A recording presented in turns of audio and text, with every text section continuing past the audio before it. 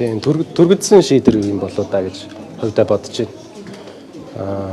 Гэтэ хоёр зүйлийг анхаараасаа гэж бодож байна. Бэнх хоёр гишүүн бол одоо хоёр дахь сонгогдоо тий хууль зүйн сайд хүртэл хийж исэн хүн. Магадгүй болзошгүй гэсэн байдлаар ялангуяа намын даргын сонгуулийн үеэр гарч ирж ярьж байгаа нь одоо хууль зүйн хувьд одоо үндэслэлтэй ярих хэрэгтэй шүү дээ. Баримттай байх хэрэгтэй. Тэгэхгүй тэгээ баримтгүйгээр одоо чимээгүй одоо бид нар их хурлын гишүүн болоо жил болж байхад жилжингээ ингэж явсаар байгаад яг намын даргын сонгуул болохоор гарч ирээд ярьж ийн гэдэг чинь бас онцгой зүйл болов гэж бодож байна. Хяналтын хорооч гэсэн бас энэ дээр түргэтсэн шийдвэр гарсан юм болов уу гэж бодож байгаа. Арай жоохон хоорондоо ярилцаж үзээ. Хин нь яг үнэн яриад, хин нь худлаа яриад байгаа гэдгийг харж байгаа шийдвэр гарсан зүгээр баг. Яарвал даарна гэж хэлдэг те.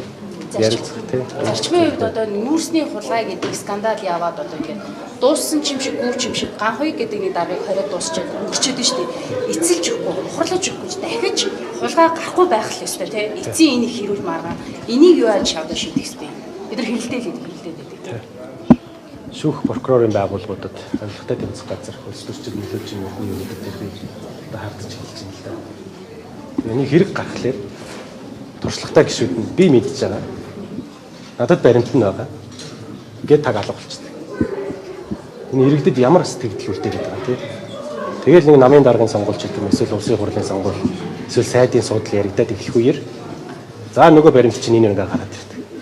Үнэхээр тийм шудраг байгаад улс орныхоо төлөө зүтгэж байгаа юм бол байгаа баримтаа шууд гаргаад ил ярих ёстой шүү дээ. Ийм цаг хугацааг өөртөө ашигтай байдлаар мэдээллийг, баримтыг өөртөө ашигтай байдлаар ашиглаж байгаа. Эсвэл ийм худал хуурмаг зүйлээр өөртөө ашигтай байдлыг бий болгоод ийн гэсэн хардлага болоод надад төрж эхэлж байна. Үнэхээр Монгол улсаа бодоод байгаа юм бол үйл явцаа мэдээлэхгүй ингээд 3 жил алга болчоор эн чинь үндэслэл нь тийм юм шүү. Нийтдээ мэдээлэхгүй нүүснээр яг яасан гэдэг одоо мэдэхгүй байна тийм. Яг миний хувьд ч гэсэн мэдээлэл байхгүй байхгүй. Тэгээ үнэхээр баримтанд байгаад мэдж байгаа юм бол тэрнийг сонгуул хамааралгүйгээр намын даргын судал, сайдын судал хамааралгүйгээр ярил л та. Бүрэн боломж шүү дээ. Юунд төлөө 126 гишүүнтэй парламент болсон юм. Зарим гишүүдийн хувьд одоо намдаа үүсээд байгаа нь одоо нөхцөл байдал юу гэж дүгнэж байна.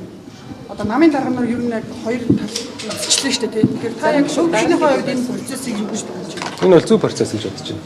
Нам дотоо харцлалтай байх хэрэгтэй. Өрсөлдөөн байх хэрэгтэй. Энэ бол байдаг л зүйл. Ямар ч одоо хэрүүл уруул бол яриаггүй шүү дээ. Би бол хувьдаа нэг зүйл дээр одоо харамсаж байна гэх юм те.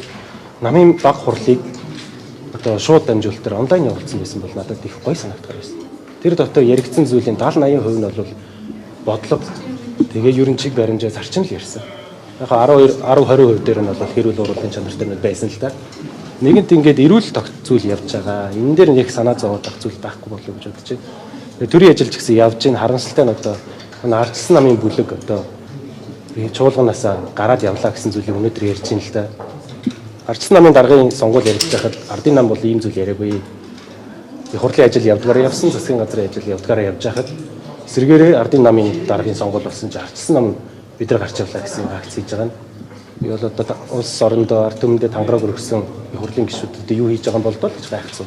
Сая танаа намын нэр бүхий гишүүд мэдээлэл хийгээд хяналтын ерөнхий орооны шийдвэр эргэж харахгүй бол намын бүлэг болно, намаас гарна гэдгээ мэдээлээ. Таны байр суурь. Эдгээр гишүүдтэй танд санал нэг байна уу эсвэл хоёр хүний асуудал яригдж байхад одоо нэг нь уг нь бол намын дүрмээр ялгын эрт холбогдсон бол төлөвлөсөн асуудал ярина гэдэг тийм. Тэр энэтэй холбоотой хоёр хүний асуудал яригдж байгаа. Нэгэн дээр нь одоо шийдвэр гаргалаа. Тэгээ миний хувьд харин сая хэлсэн шиг түргэтсэн шийдвэр болсон юм болов уу да гэж бодож байна. Бүгдээрээ л нэг намынхан тэгээд олон жил хамтдаа гар хөдлөлцөө явсан хүмүүс жоохон ярилцж байгаа шийдвэрээ гаргахгүй байсан юм уу те. Тэгээ хяналтын хооронд байдаггүй болохоор би бас дотор нь ямар агуулгаар ийм шийдвэр гарсныг мэдэхгүй байна. Зарчмын хувьд их хурлын дарга их хурлыг толгойлж дагаж хурдуулж явуулах дээр таны санал ямар байгаа? Ан бол ийм хүнээр дарга хийлэхгүй. Дэд даргаараа одоо шуулгана хурдуулж байр суурь, улс төрийн байр суурь илэрхийлсэн. Тийм, хүний эрхийг дээдэлдэг ардчилсан нам юм байжж шүүхийн шийдвэр гараагүй байхад хүнийг ингэж гэм буруудаа гэж ярьж байгааг бол харамсаж байна. Ямар ч хүн шүүхийн шийдвэр гарах хүртэл тэр хүмүүс гэм буруугүй байдаг.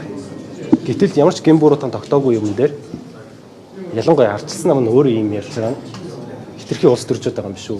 Ажлаа хийлдэй л гэж бодож байна.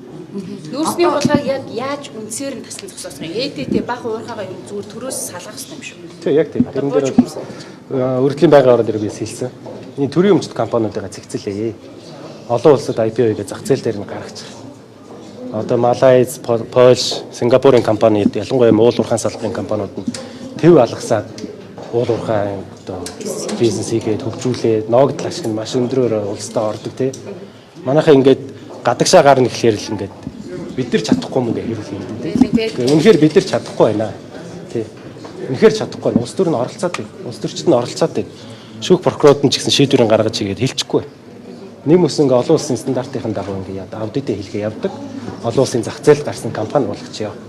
Тэгээ цаашдаа ийм хэрүүл байхгүй болчих. Хулгайч байхгүй. Тий.